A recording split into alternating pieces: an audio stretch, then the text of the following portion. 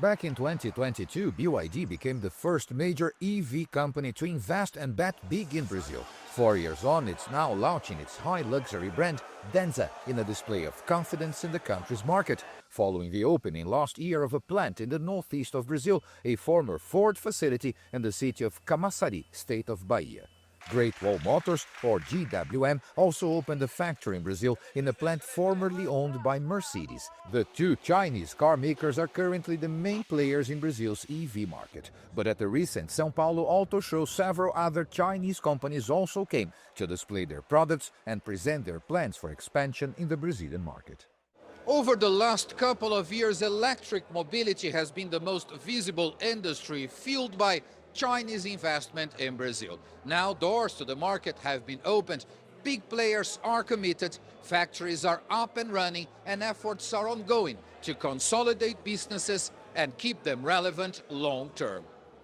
The vice president of BYD in Brazil, a former government minister, says electric mobility is just one phase of the growing maturity of business relations across sectors. In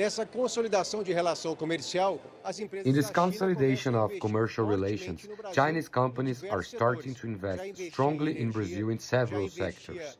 They have already invested in energy and telecommunication services, and now in consumer goods, including durable goods like cars, where China holds technology representing the global transition and innovation of the automotive industry. The service sector has also been increasingly targeted by the Chinese, with Didi expanding operations under the 99 brand, and Meituan, China's largest delivery platform, recently launched in Brazil under the name Keta, investing heavily to compete for a share of the market. China tends to think long-term. Strategically, Brazil is a market that will continue to grow because it is still very unequal. As the Brazilian economy strengthens, its consumer market tends to expand. Today, only about a third of the population can be considered a potential consumer market. In infrastructure, Chinese companies are already well established, especially in electricity generation and transmission. China Three Gorges, CTG, is one of the key players and places Brazil high among its priorities.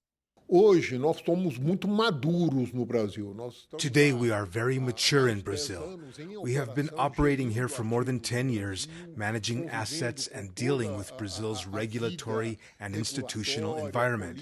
So we know the country well. Brazil is today and will continue to be CTG's largest investment platform outside China.